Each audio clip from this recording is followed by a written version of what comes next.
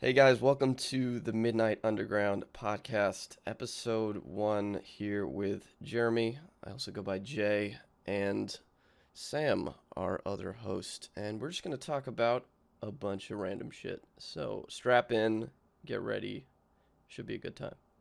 Sam? Hello, folks. I'm Sam. Nice to meet all of you, Yes, the viewers, the the viewers, listeners. the patrons, We don't have a Patreon yet. well, I'll set one up right now. Well, shit. Once we start raking in that view count, that you know, For sure, I'm for thinking once, sure. once we break 50K, I'll set up a Patreon. All right. It'll be So alright. you've had the Xbox for the new Xbox for what, like a week now? Is that right? It will be a week tomorrow. Okay, so what is your diagnosis? What's the prognosis, doc? What do you think? We were having a discussion yesterday, uh, where I mentioned, and I'll reiterate now that I think this generation has been the biggest leap, at least that I've seen in my life, like from Okay. previous generation to the next generation. Um, it is impressed me beyond belief. It really has. I have no complaints yet. Besides how hard it was to get one. Oh my That's God. You wanna tell everyone the story? Yes. So I'm from a well, I'm not from, but I'm currently living in a very kind of in the middle of nowhere town in a very large state, and I was not expecting to get one at all. I knew I couldn't get one like retail, and I didn't really want to go through eBay because now they're currently going for like over a grand. um, so I went on Facebook Marketplace, and this guy was selling one for like $800, and I ended up talking him down to six. And also, I he wanted the my old Xbox One, so I was like, sure, why not? It's better than paying $1,200 for one. The reason I Mm-hmm. wanted it so bad is because I wanted it before Cyberpunk comes out. Um, Ah, so yes. anyway, yeah. So anyway, because I'm not a PC gamer, as we'll get into, I'm sure. So I'm a console man. So anyway, we met at a Starbucks. It was pretty simple. As one Didn't does. didn't get shot. um, and that was that really. Local Again, man shot at Starbucks over Xbox team. yeah, That would be the story. yeah, I'm sure it's happened. Like, Definitely. So you were talking about the graphical enhancement from the previous generation. Like how big of a jump do you think it is? Because I myself I'm a big PC guy, so I'm up to date with like pretty powerful hardware. I myself like I don't have the new 30 series cards, but I have the a 2080 Super, which is like almost top of the line from the last gen, so it's still really powerful. And like when Cyberpunk comes out in a couple days, like few days, I can like basically run it on max, and get 60 frames. So what is your what is the leap like? it's a complicated kind of question there because I think it really depends on what type of TV that you're playing it on. I think people aren't going to notice so much a graphical leap if they don't have a high like a capable TV to handle the 4K 120 hertz. So Sure. in that respects, I think that people will most likely notice the 60 frames to 120 frames more than the graphical update. Like I see the graphical update because I have a TV that I have a 65-inch Sony, so like I could see it, like I could really see the difference. But for most people, I think the biggest difference they're going to notice is the frame rate, like totally. Yeah, um, because that's something console gamers really don't. understand is because they've been stuck on 30 and 60 FPS games for as long as I can remember. And finally making the jump to 100 hertz and above is like you can notice it. Like, and people like this, the scientists say that the human eye can only discern 60 hertz, which is total fucking bullshit. Like you can tell when it's above 60 hertz. Like you've already experienced it. I like how we were laughing about the other night. I said I'm a believer now. Like, Yeah. as being a console man, like I didn't understand. I really didn't understand it, like what the big deal was. And now going from an Xbox One to the Series X, like I get it. Like I totally understand. Over 60, like it's a new world. It really is. Another a large, a very uh, another thing I really really enjoy about the Series X is just the processing speed. I guess that's another thing someone will notice instantly. There's no loading screens anymore. Yep. They just don't exist. Which now, as you said, we've kind of bumped our way up to PC levels of loading at this point. Yeah, so well, I think the reason for that is because I could be wrong here, but I'm pretty sure both the Xbox One, I'm not sure about the Xbox One X, but I'm pretty sure both the Xbox One original and the PS4 were both on spinning drives, and the new ones are both on solid state drives, so they don't have. You are Yeah, am I correct?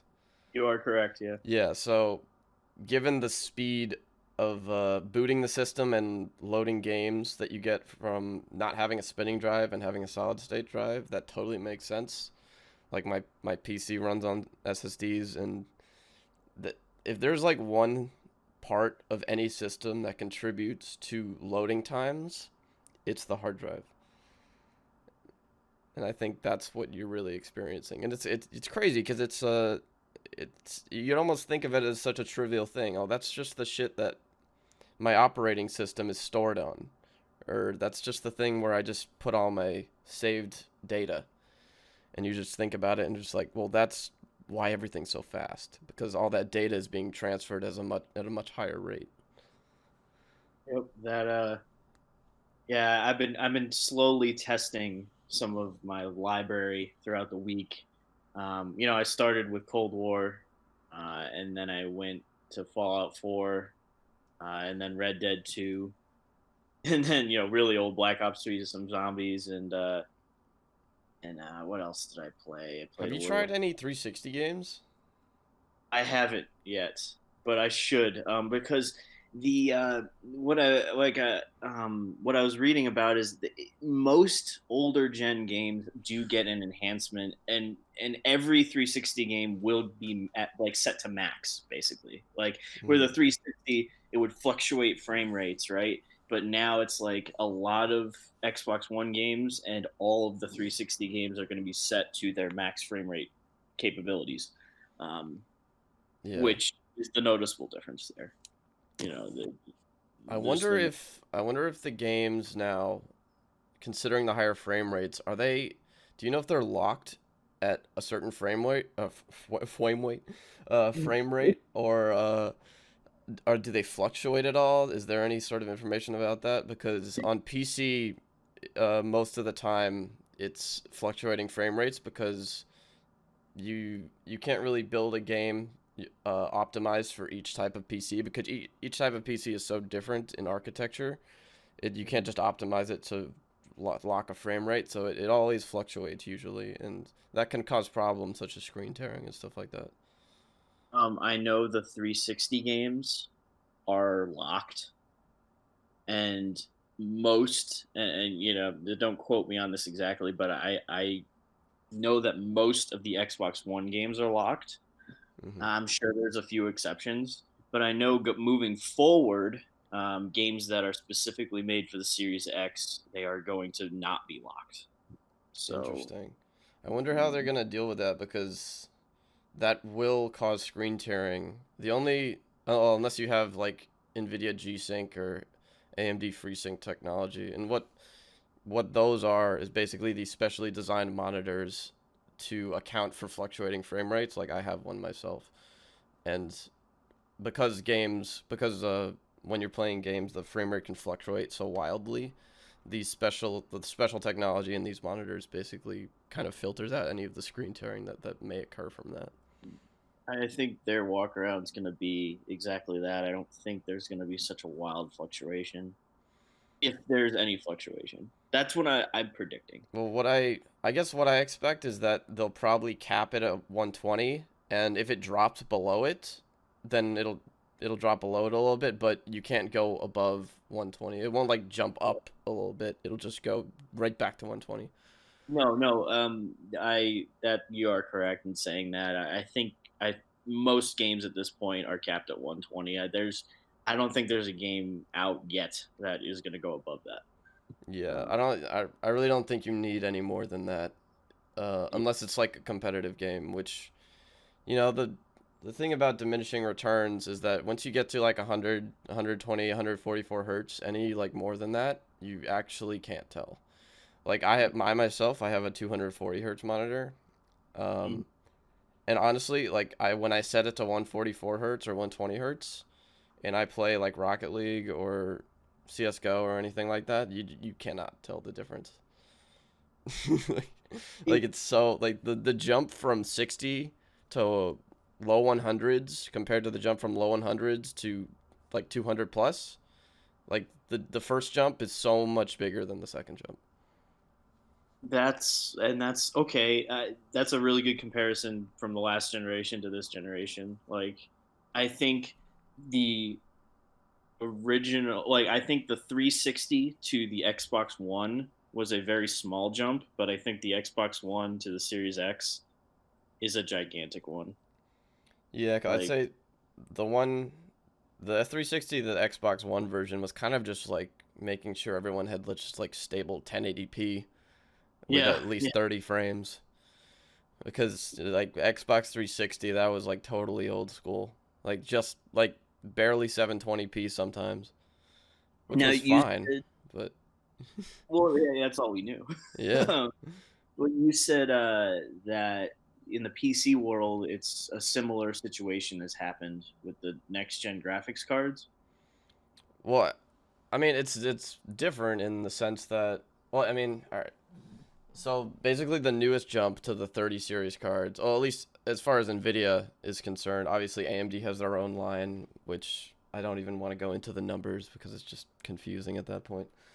Hmm. But yeah, AMD and Nvidia have their new lines of graphics cards, and the jump from the previous series of graphics cards, which came out in like 2017, 2018, so it's only been a few years. The jump from there, basically, you can pay about $300 to $400 and get the same, if not more, performance today from a card that used to cost about $1,200 to $1,500. That's a 3 years huge. ago. Yeah, it's an absurd jump. Like my card now was around $750. Like you could get that like double that performance for half the price now. Well, considering if you can actually find one in stock, because they're nowhere to be found. But once the stock finally stabilizes, I'm expecting sometime Q1, Q2 next year. Yeah, that'll be the case. Yeah, another interesting point when you brought up pricing, the Xbox One launched at 499, the same price as the Series X, and that just, I don't know, it really blows my mind. Consoles have always been really great about getting value for your money, but just like Yeah, when comparing them directly and their capabilities, like the fact that we paid that back then for the it's how fast technology evolves it is just evolved at shocking. a crazy rate. And as it evolves, it becomes cheaper to make the stuff that came before because everyone wants the new stuff. So basically, something that was top of the line 3 years ago, because it's not top of the line anymore, means it's less expensive. And that's why basically the price never changes. Mhm. Yeah. Getting back to frame rate for a moment and my recent revelation, if you want to call it a an awakening, I guess, of going from 60 to 120, I liken it to analog versus digital music, That's an where interesting comparison. Go on. it, it's the visual to the auditory. So whereas analog is a smooth sine curve, right? Yeah. Whereas digital is a step. It's more of like the Hmm. 60 frames back then to my eyes were steps, and now it's reached a curve. It's smooth. Okay. It's like you went from hearing digital sound to hearing analog sound. Exactly, but except visually, like it's Yeah. almost a direct comparison for me. I mean, that's just why I like vinyl so much. Is it's directly what they wanted, right? And I think Yeah, now, there's nothing left out. right, and You get the whole sound. that's exactly how I feel with the Series X right now. Is like there's nothing left out. It's performing so well. Um, I'd say I'm loving it so far, but I'm not loving the lack of availability for my Yeah. fellow Uh it console. it just sucks because it it's fitting that because I have like an Xbox One, but I tried to turn it on like a week ago, 2 weeks ago. It it just dead. It's dead. It's just it doesn't work anymore. Like Yeah, it does the little like beeping sound when you hit the power button, but then I hear a click in in the like the circuit board or whatever back there, and it just doesn't turn on. So, like not that really need it because the introduction of crossplay for so many different games is such a godsend now that I can just play on PC with my Xbox friends or vice versa with the PlayStation. Um, but I no now I actually need like a an entertainment system because what if I want to like I guess I can use my smart TV to watch Netflix and all that, but I prefer the speed of the Xbox because then you don't have to wait for any loading. that's and a big draw for when the original Xbox One came out. Their marketing, they called it the One because they wanted it to be the one thing that sat under your TV, right? Yeah, yeah, The music, you had your Netflix, Hulu, everything was like filtered through the One, and the Series X does that brilliantly. It would be a great, as you just said, it would be a great thing for you where now if you were to get a Series X, it would do everything that you wanted. It would just filter through the Xbox, yeah. and you just do it that way. They didn't hit that very heavy this generation. The marketing for But the Xbox they doing didn't it. need to though because that doesn't sell. Yeah, no, and I agree. I don't think the big focus this generation was 4K, 120 frames, native 4K. Yeah. That's the big one. Is it's not upscaled 4K like they were trying to do at the tail end of the Xbox One generation. And games too. Like games when it comes to consoles and even PC, like games sell more than anything. Like Yeah, you need your exclusives. Something I think is probably the only reason that Xbox is being outsold by the PlayStation 5 is cuz it does not have any exclusives. yeah. It Uh, was a bad move not pushing Halo to come out at launch, as well well, as a if it's few. not ready, it's not ready, but in that case, you should probably have started it earlier. Yeah, yeah, It's the like it's with Cyberpunk, but even though Cyberpunk doesn't have the tie of being a launch title for any specific console as their like flagship game. Um, the like thing about Cyberpunk was supposed to come out more than a year ago, if I remember correctly, yeah, yep, and well, it's coming out in for 3 4 days. So yeah. Oh, can't believe it. If they don't April Fools are us, oh they my jam god, us again. dude, what did you think of that text I sent you with the yellow That background? was pretty good. Did that scare you at all? It scared me. I didn't read it until like an hour later. Like I saw it and then I finally read it and I was like, oh my god, the boy, they're never gonna give you up. I Like basically sent him if you've been following the Cyberpunk Twitter, they've been posting updates basically with their trademark yellow background and then the black text on the image can like basically for every update they have and for every delay that they've done it's been like that. So I basically just sent him a photo with that format, but instead of like an actual letter explaining what was going on with the game, it was just the never gonna give you up lyrics. It gave me a mini heart attack. I was in the air at the time, and I had a moment. Um, I really did have a moment. Do you think this game is gonna eclipse the Witcher series? That's a tough question. Um, I think the the, mm, the thing about The Witcher is it's more well. Actually, I was gonna make the point to say that The Witcher had a larger base of fans that weren't video game players, right? Hmm. But Cyberpunk also does in the tabletop RPG section, portion. So they both have groups of fans that aren't video game players that will pick up the game. Um, so that's a really tough call. Well, all right, here. I I guess don't. what I'm asking is, I think I, the number of people that's gonna play Cyberpunk is easily gonna eclipse The Witcher 3 because it's just way heavily more marketed, and everybody knows The Witcher 3 was amazing, so they know what to expect from this studio. So everyone's like literally like nobody was like there were people talking about The Witcher 3 when it came out, but it wasn't like everyone. Like literally everyone is talking about this game. So in that sense, it's going to be bigger. But is it actually going to be better? That's my question. and that, unfortunately, I'm going to have to say no. I really don't think so. I think I think the hype has reached a point to where people are placing it on like deity level status for games. I think it's going to be an absolutely incredible game, and it's going to be a game that will go down as one of the best games in history.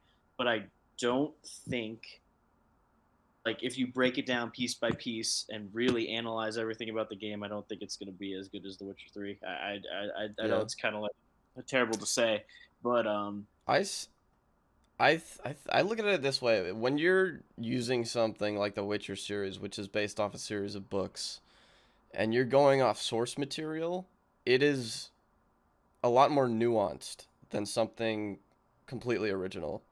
And in that sense, it kind of creates a more of a cult following. So I feel like Cyberpunk. I feel like more people might like Cyberpunk, but I feel like Witcher will always be a little more nuanced and deep and beloved, if that makes I sense.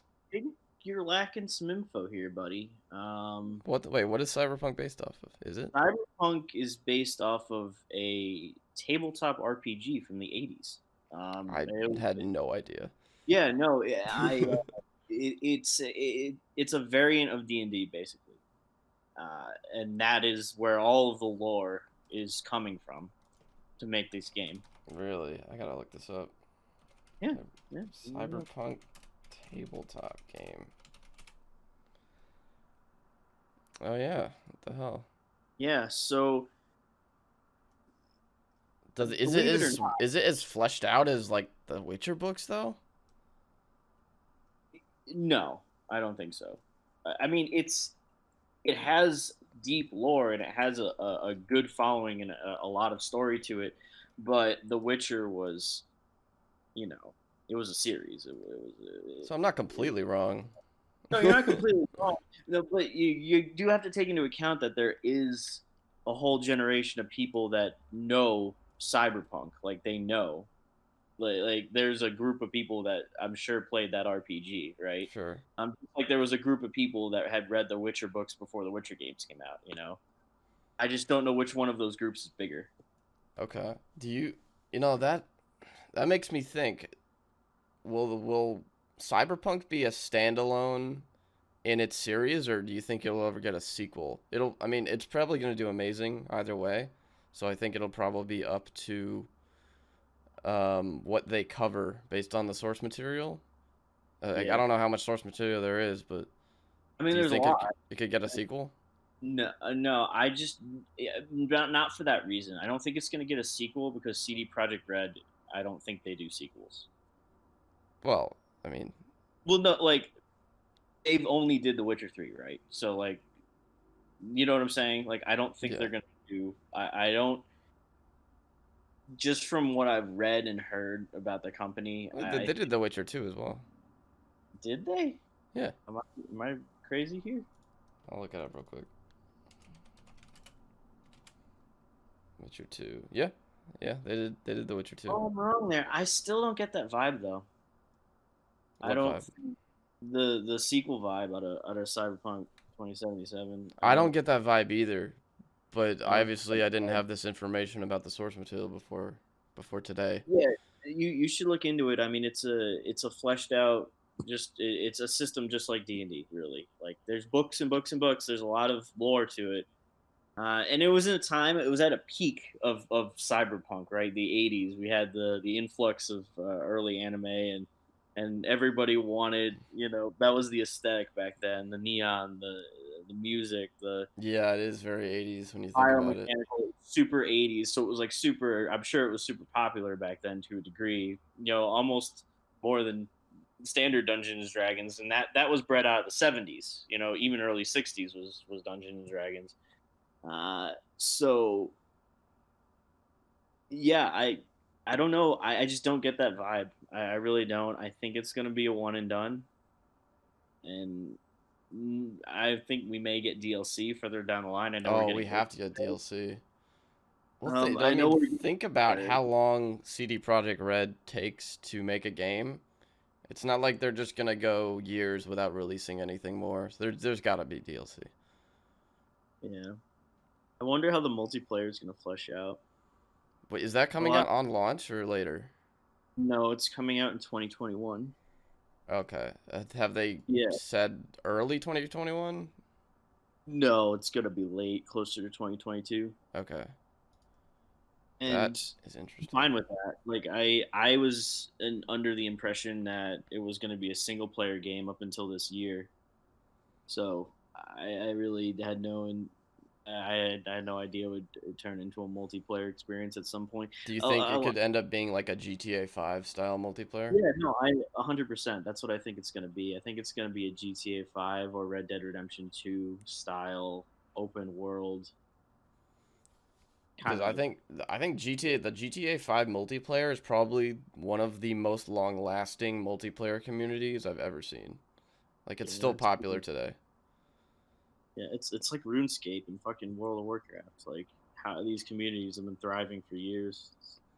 Yeah, honestly, I was just chilling in a Discord chat like a couple weeks ago with someone with my cousin and some of the other friends that I hang out with there. And they were playing RuneScape. I was like, what the fuck? People still play this game? Yeah, And I know Ryan plays it too, and I'm like, what? I guess I don't get it, which is fine. And they can play what they want, but it's just shocking to me that people still play it. I don't know. it's why I never got into multiplayer or the repetition of games like that. Like it for me, I think it's the repetition and the lack of story and the lack of like lore.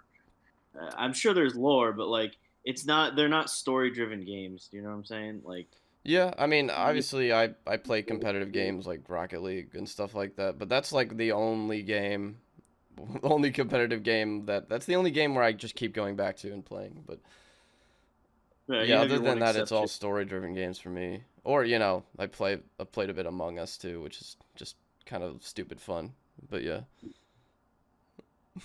Zombies, but even zombies has more Yeah, story than Zombies has a bunch of story. Like I don't really care about it anymore, but it's like they there's came more back. story than those games. Yeah, I mean they came back with the first map in Cold War. It's basically the first map, except you can go outside now. Yeah, I've been enjoying that map a lot. It's good. Like I don't It's know if it's like I haven't played it enough to really determine whether it's like top tier or even like on the level, like it's hard to compare because the mechanics of the game are so different from what they used to be. You missed an entire quote unquote generation though with Black Yeah, Ops Black 4. Ops 4. I didn't Um, even like. I still don't know anything about it. um, it was by far the worst generation of zombie maps in my opinion. Like I use the word generation, like comparing the zombie maps from World at War, Black Ops 1, Black Ops 2, Black Ops 3, Black Ops 4. You know what I'm saying? And Cold War. Yeah. And well, now Cold War, yeah. I'd always rank Black Ops 3 as being the best generation. Um, I think that and was the peak. I agree 100%. But Yeah. then they just took a fall. Like they were at their peak and they just got shot down. I don't know what Yeah. happened. I really don't know what the team was going for, but I played all of them a lot. I had a group to play with though, so it and I didn't enjoy any of those maps to be honest. I really didn't. I didn't Dude, like there's where the something story about went. Black Ops 3. Like I know it was the peak because I still want to go back and play those Yeah, because they're I like so replayable. and Zombie Chronicles re-releasing all the maps from Black Ops 1, just having that, you know. Yeah.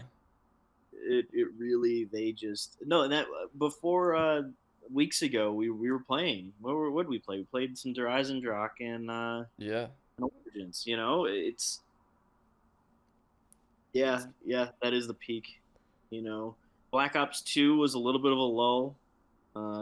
After Black Ops 1, I think Black Ops 1 set a Yeah, it map for. ended with a bang though with Mob of the Dead and Origins.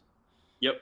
And Yeah. that Origins is like my favorite map ever. So, Yeah, Origins really they closed it off. There was a few weak maps in Black Ops 2, but Mob of the Dead and Origins held up that game. yeah, for sure. Mob of the Dead was an awesome map, underrated. It's stuck in Black Ops 2. That's why I don't like go and play it. Wait, didn't they re-release it in Black Ops 4? It was reimagined, quote unquote. It was this kind of a similar situation with Cold War. What they did with Die Machine D is they Machine. took Okay. um, they took like how they took Noct and D Machine. They took Mob of the Dead and they twisted it and added to it. So it Just wasn't the not. same experience. It wasn't the same experience at all. It really wasn't at Where the all. mechanic like was making like was filling the wolves well feeding the wolves the same and was getting Yeah, the to pack a the punch the point. same. No, it wasn't. It was Oh, it wasn't? different. Yeah, and there was no afterlife mode, and there was no. What? You know, Oh, it wow, was that's very different. it was very different. It was a very and well, and it was the original characters like were on the map too. So it Oh, so really it wasn't the mobsters. no. Story wise, they had a reason to be there. Was stupid reason, and like I said, I didn't like where the story went in Black Ops 4 at all. Um, After Black Ops 3, the height of Black Ops 3, you know. Yeah, that was kind of just But like it felt like the end. Black dude, Ops 3. it really did. I was completely fine with finally laying those four characters to rest, Yeah, and I then was Black fine Ops with 4 it comes too. They can't and let them go though. They're money makers. yeah, that's exactly how I felt with Black Ops 4. I was like, why? Like, no, please, like, don't. And like lay those characters to rest. They've had a rough time. Like, just let them be. But they couldn't do it. Couldn't do it.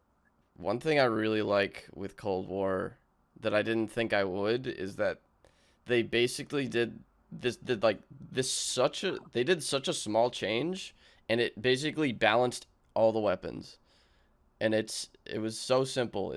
What they did is you already know this is they eliminated points for damage and you only get points for kills. And basically every weapon was equalized now. Because the reason automatic weapons were the shit, you know, like obviously other than stuff like the ray gun and the wonder weapons, is because they got you a shitload of points. Yeah. No, that's that. It really well. I know you got to play with it a little bit last night. The current Wonder Weapon. I enjoy it. I think it was a good. compared to what I got in Black Ops 4, I mean, Black Ops 4 Wonder Weapons were very weak. I'd say they Yeah. were the weakest lot. And that just goes along with everything with that game as far as zombies goes. I think that was just a very weak generation, quote unquote. It didn't do much for me at all. I mean, God, we had in Black Ops 3 right at the gate Shadows of Evil, one of That was a great map. one of, in my opinion, top 3 maps for me. I think it Yeah. was just a and they it's really hard to get people to like new characters. It is, I yeah. get as far as zombies go. But I liked all the characters and I liked the setting and it all just felt really, really good. And it was difficult. It was a really hard map. Um, Dude, so that Easter egg in that map was fucking hard. you know, not as hard as Black Ops One Easter eggs. I think those will always be the hardest, in my opinion. They were, I mean, Ascension was pretty easy because it was the first one. I just remember Shangri La. Like Yeah, gate Shangri-La was game, hard. like that was one of the hardest maps to do. But God, I'm some of trying to the remember the Black name. Ops 3 were pretty tricky too. I'd say Garad Kurovi was That was hard. That needed a lot of teamwork for Greg Karovi. that was a good one. Darius Drak wasn't that bad. No, that wasn't Zetsubo that bad. wasn't that bad. But Yeah, Zetsubo was all weird though. You kind of had to get yeah, lucky. that's what I was about to say. It was a lot more about luck with that map, and I hated Revelations, that Easter egg. I didn't mind Revelations. I like That looking would back on it. I don't think it was as good as I remember it being, but yeah, I don't think it was like bad though. no, I mean there are definitely maps that are worse, but as far as Easter eggs go, but I think a lot of steps in that Easter egg were kind of cop out steps. The problem with that Easter egg is that there were so many things that didn't have any prompts. You basically just Yeah, had to kind of guess at shit. yeah. And that's like basically what all the guides were like. Oh, you have to come over to this point in the map and shoot at that little stone tablet way off in the distance. Like, how the hell did you figure that out?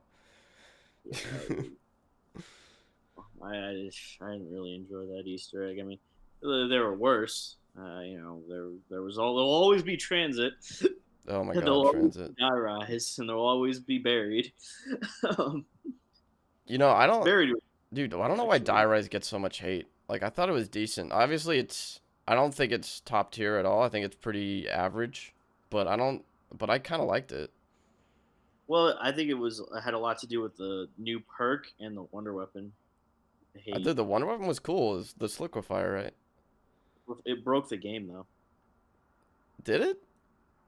I don't even Yeah, remember. it broke the game pretty bad. Wait, in what There, sense? in the sense that you could high round by yourself with zero difficulty with that I gun. mean, it was kind of the same thing with Buried, though. Like, that Wonder Yeah, Weapon is so OP. yeah, it was the same deal with Buried. I agree. But Buried's perk, like Die Rise's perk was Who's Who, and that was a like shit tier perk. Okay, it was probably one of the worst ones in my Yeah, opinion. it's a shit perk. But Yeah. then Buried had Vulturade, which was like, Voltrade's so good.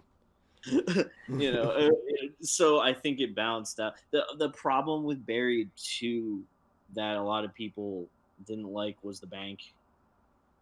Oh, yeah, people didn't like that you could just withdraw a bunch of money. A bunch of money, and that's understandable. It kind of broke the game a little bit, but It definitely did. I don't like the implementation of banks. It makes it fun, but it also kind of diminishes the lifespan of the map.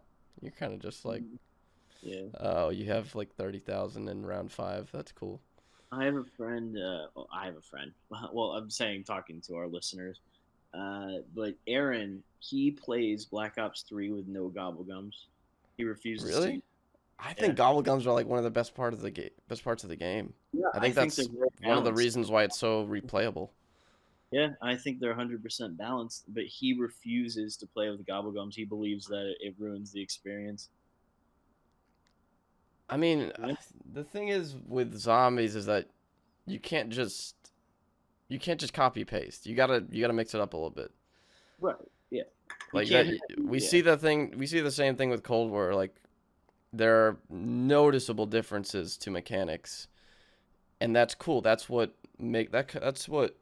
spices it up. Like, oh, how the mechanics going to be different in this game, or what Mhm. kind of abilities are we going to have, or how the price is going to change, or what perks are perks going to be better or worse, or what gun's going to be buffed, what gun's going to be nerfed. I think every zombies has its own meta, and you can't just if you copy and paste it. Like, what's the fucking point? Mhm. Every generation Yeah, has felt very different from one another. I don't know. I keep using that word. I don't know if that's the right word to call it, but generation of zombies maps, whatever. that works. Word. Like you said, they've all been very different, and I won't know how this Cold War's generation of zombie maps turns out until we have all of them, and then we can make that assessment. We can come back and be like, okay, how did this hold up to the lows and the highs of zombies?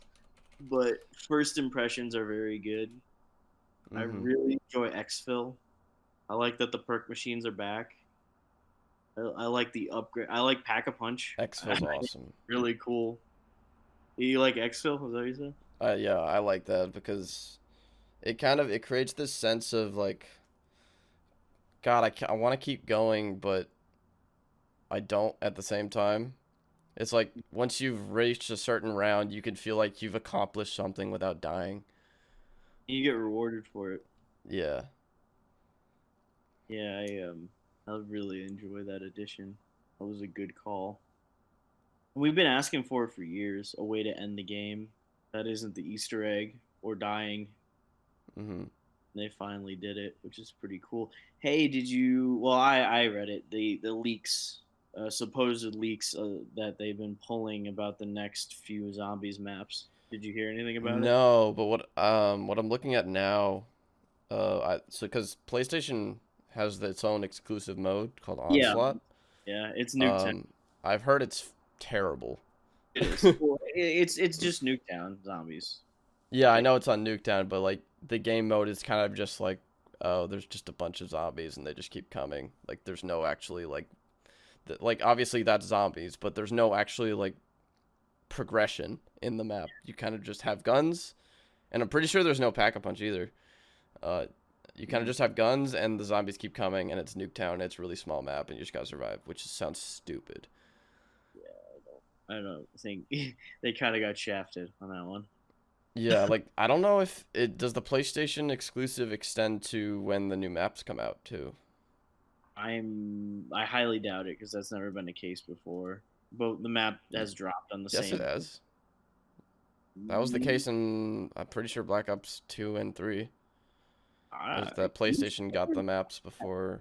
I don't know if it was like a month, but it was at least a week. I don't remember. I really don't. Yeah. You might be right there, actually. It probably will then. I'm sure. They'll probably get it a little early. Hmm. Exclusivity. Remember we were talking about Bethesda and what's gonna happen with their sets of games. Dude, I wonder when we're gonna see like the result of that transaction.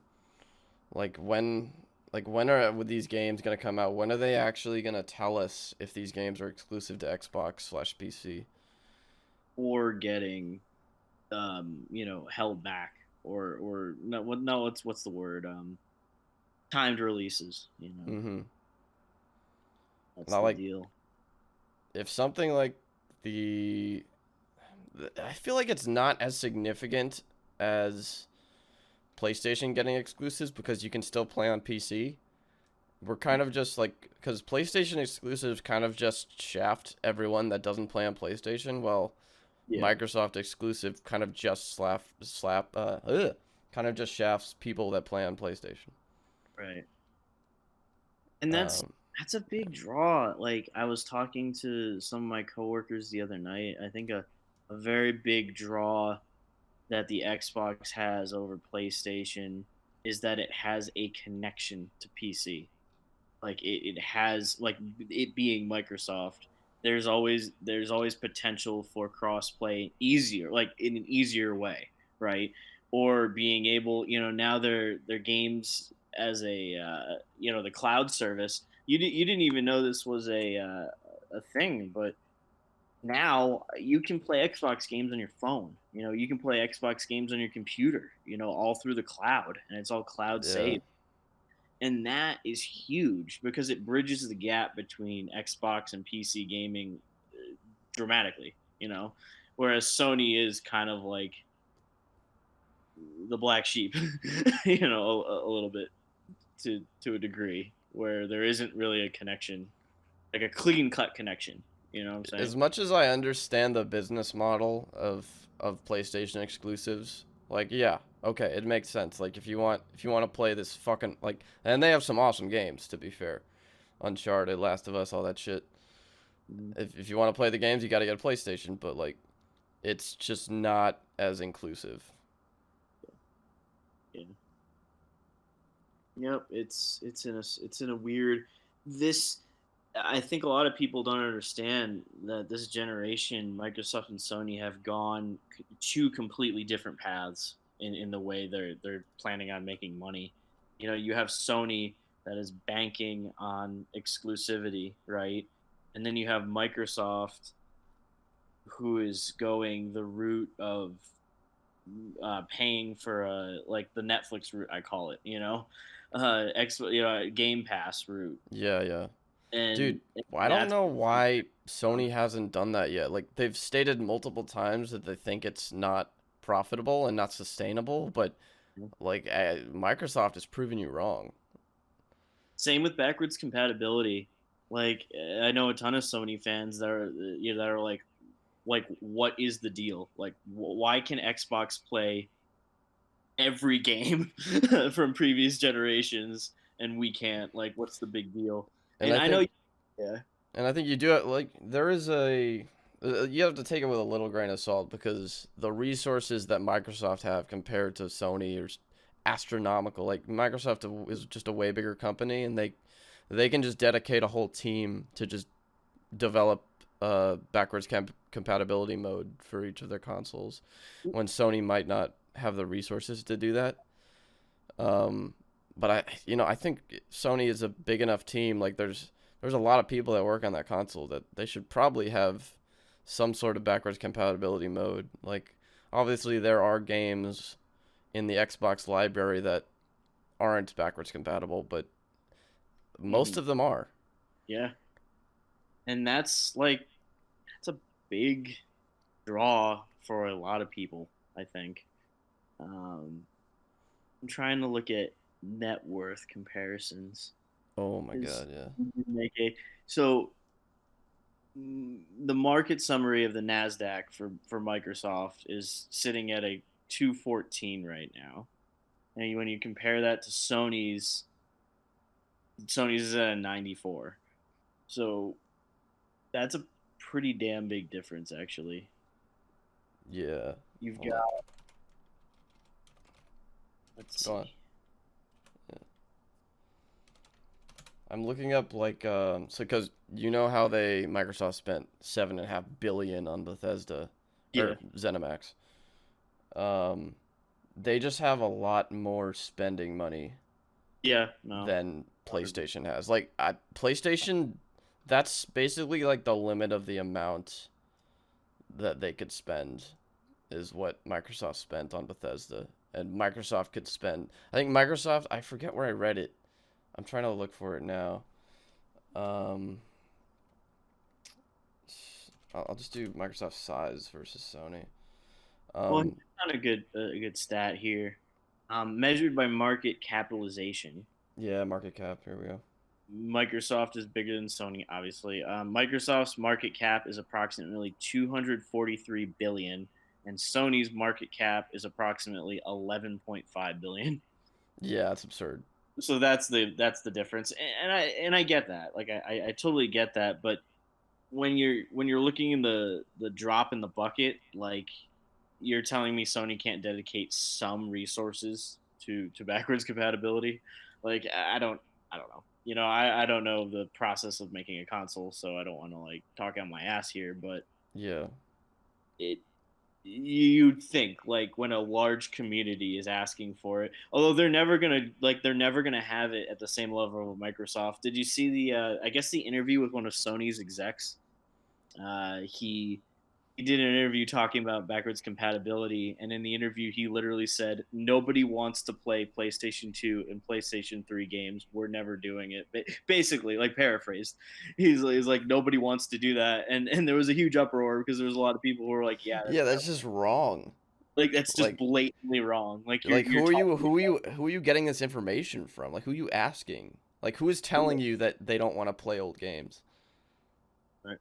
I don't get it. Like I what? know we were chuckling yesterday that how the Xbox Series X can play old PlayStation games. Yeah, they can emulate PS2 and PS3 games. That Fucking is wild. absurd. It is pretty And wild. obviously most people wouldn't know how to do that, but No, it's just no, just I the mean, capability of that being possible is just ridiculous. right. Yeah, yeah.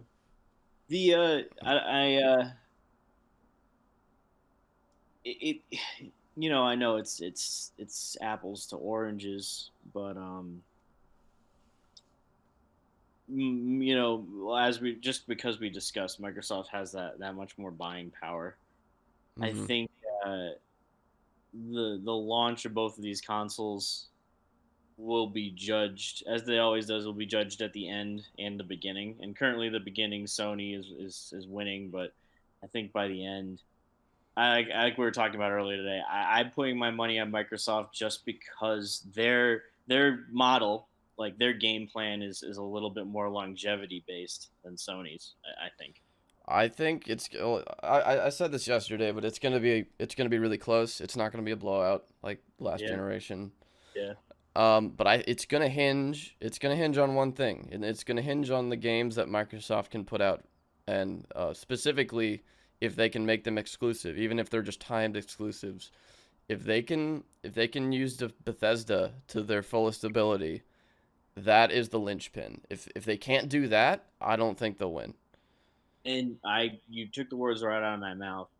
They acquired so many companies, so many at the very tail end of our last generation, right? I think they did that to set themselves up. Yeah. Do you agree? Like, I think they spent all that on Bethesda and all of those developers and all of those companies because they were like, okay, by midway through this next generation, the Series X is going to have so many exclusives. Nobody is going to be able to use that argument anymore, against the PS5. I You know think what I'm the saying? problem is not the problem is I think the situation was that they knew they fucked up so royally with the launch Yeah. of the Xbox Yep. One, Yep. and Yep. they lost so much market share in the console, just in the console division. Obviously, they're a gigantic company, so it doesn't really matter that much in the big picture of things. But they knew they fucked up so bad, they were like, okay, we're not gonna fuck up next generation. We cannot Yeah. fuck up next generation, or it's over. Yeah. No, no, I Yeah. say that. Like, I agree. I think they were like, okay, oh, the biggest reason people are buying PS5s over Xbox Series X is because of exclusives. Well, let's just buy a shit ton of exclusives. Because they can. Like Yeah. I saw a bunch of people roasting Xbox like on YouTube and Twitter for just buying their way into the exclusives. I'm like, are you what do you expect them to do? Like Like that's the big dick move. Like that's it. Like they do that because they can, and that is the gigantic advantage in market capital and just spending power that they have over Sony. They don't need to buy these tiny little rinky-dink studios and have them grow for years and years and years and finally put out a AAA exclusive that captures the entire gaming world. They can just buy that.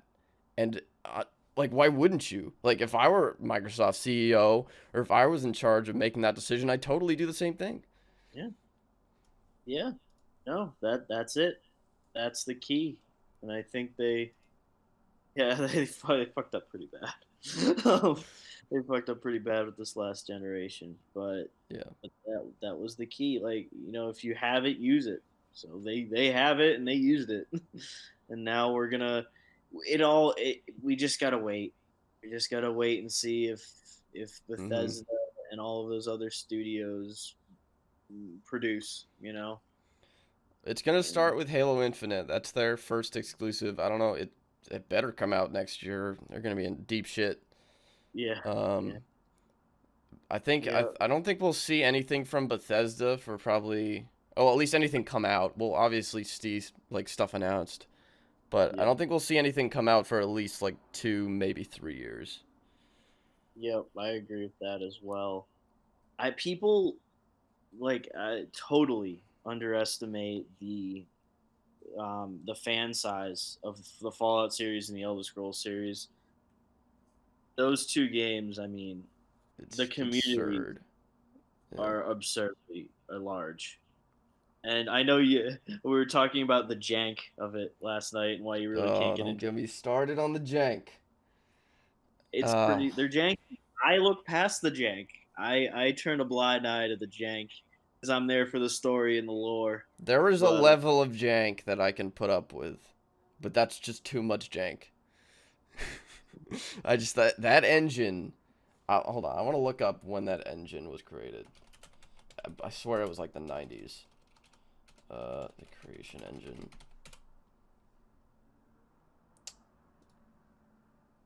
Creation engine. And well, that's just wrong. It wasn't in 2011. That was when Skyrim came out. It must have been like a adaptation of the previous engine because like they can say they have a new engine, but really all they did was just update the previous one. And yeah, apparently that's a new engine. But that engine, I swear, it's like over 20 years old. Um, it's kind of the same thing with COD, except it's not as bad with COD because the engine that they use is just really smooth, and obviously you can tell while you're playing those games that the graphical. If you look around, if you just look at the environment and the foliage, you can tell that the graphical capabilities of that engine are outdated. But no. it Again, I as a gamer can look past that. At No, least but the I no, but that's what I'm saying is for COD I can look past that because it's still really smooth and it looks good enough to play just really nice. Oh, yeah. that's terribly worded, but what I'm saying is it's good enough to get past.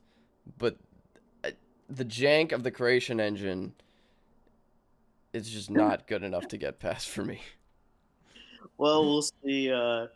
We'll see with the next two installments of Fallout and Elder Scrolls. We'll see what they do with the new hardware. I You know. really hope they're not using that engine, but I feel like they are. I'm almost 95% convinced that they are. Yeah. Yeah. And maybe I'll take a shot this time. I remember playing New Vegas for like an hour and then I turned it off and never played it again. Uh, I But you the know thing is, actually, the funny thing is with that is that now that Microsoft has bought Bethesda, Bethesda and Obsidian can finally work together. So maybe there's gonna be a Fallout New Vegas too. You know, there's rumors in the pipeline that New Vegas is getting a not remaster, a completely remake. that would be sick. Just because in the Fallout community, which I've been a part of for a while now, it is widely regarded as the best entry in the series. Is New That's what I Vegas, hear too. and for a lot of reasons, mostly and primarily it was the setting and story. Like and the lore and the amount of choice in that game is incredible, like absolutely incredible, Jeremy. Hmm. The amount of endings you can work your way through, and for a game to come out on the 360 with that much choice is pretty. It was impressive at the time, and all of the DLC was masterful. Because the thing with Fallout 3 and New Vegas was they followed the same path where they released 4 large DLCs that brought you to new areas Yeah, with their deal, and then 4 only got 2 for some reason. Don't know why. They had a lot of smaller DLCs, but New Vegas is again widely regarded as the best one. So there was rumors, very very small rumors at this point, that we're getting a remake, not a remaster. But I doubt it. I highly doubt it. I New mean, Vegas is to do rough a in the beginning. remake, I feel like you would have to change the engine. But if you're doing Fallout New Vegas 2, you could still sell that on the same engine. I'm not saying I'd like it, but you could still sell that.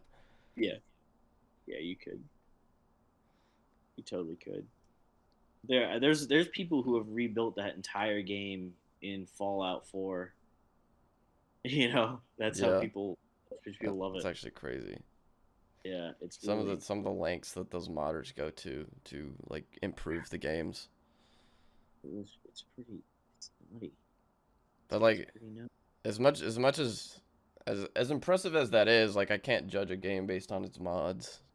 Like Yeah, that's that's just another. not genuine. Mhm.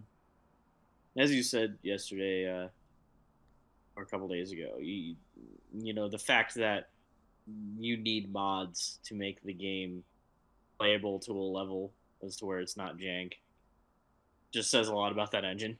Yeah. Yeah. Which is but mods for Fallout, at least for me, have always been about the community and the cool shit that they can come up with, and add into the game. Like I've never been big about like enhancement mods. For me, it's all about like extra gameplay features or stuff, stuff like that. Yeah, well, I mean, you could get like let me take Minecraft for example. Like that's a game with a gigantic modding community that can stand without the mods. Mm, Like vanilla yeah, Minecraft, like especially now, like they've made so many fucking updates to that shit. Especially now, vanilla Minecraft is fucking great, and it when's the doesn't last need time you played? mods. But it like Out of curiosity. even the mods that even mods nowadays make it even better. But like I wouldn't judge it based on the mods because it doesn't need it. Like sorry, what were Yeah. you asking? When's the last time you played Minecraft? Out of curiosity. Uh God, I think it was like a year and a half, 2 years ago. I had my own PC server with a couple friends I play Rocket League with, and we played for like a month or two, and then we didn't get back on there. But it was really fun. Like from what I remember, like from when I originally played Minecraft back on the Xbox when it first came out, like leaps and bounds, like Dude, crazy. we had some damn good worlds on the Xbox. Yeah, We that was really fun, had dude. some, That there's so much more now. There's yeah, it's yeah. a little overwhelming, a little bit. No, it's actually I mean they pace it very well. Like there's a lot you can do, and it's they kind of keep it under a shroud, so you kind of have to like discover it as you go along. They don't just bombard you with a bunch of shit. Like there's so much shit that you can do, but they like you still have to like discover that. Mhm. So I wouldn't say it's too much in that sense because it's a lot, but it's not presented in a way that feels like a lot. Right. I remember one of our survival runs. We had the map room. Yeah, I love Uh, that shit. Favorite room. That was like one of my favorite runs. We had explored so much. The We best created. part about PC and the Unlimited World, and I'm pretty sure the Unlimited World is on Xbox, but I could be wrong, It is. Yeah. is because you can make those gigantic map rooms. I remember when Xbox Minecraft first came out, and it was only like I think it was only Yep. 16 by 16 Yeah. Yep. chunks. For no, it was even smaller on the 360. The 360 was Was eight by it? eight. Oh wow, yeah. Yeah, and then the Xbox One bumped it up to 32, but you could choose on the Xbox One, and then the update came out with Infinite Worlds. Mhm. Oh, Yeah, and that now was they added all those features that used to be mods, like amplified or like crazy biomes, and like those are all native features now, like part of the game. Like you can just set it up as you create a world. I like companies that do that. They take things that the community really loves and implement them into the game. Yeah, it's really It's great. pretty solid right there. Hmm. Ugh. Anyway, we've been going for just over an Mhm. hour now. So do you want to continue or do you want to cut it off here? Yeah, it was a solid topic of discussion. We hit a lot of what we were talking about for the day and stuff like that. Yeah, we can wrap it up here. Good Yeah. one. Yeah, let's All wrap right. her up. Cool. All right. So this has been, I've been going for a little over an hour now. Yeah. This has been Midnight Underground Podcast, Episode 1. My name is Jeremy or Jay, and Sam has been here as well. Yeah, Sam, you want to sign off for us? yeah, this is Sam, and I'll be signing off. See you next episode. All right, cool. And make sure to like, comment, and subscribe if you like. If you're into this sort of stuff, we'll be trying to make as regular content as we can, given our schedules and all that. But yeah, hope you have a good day. Peace.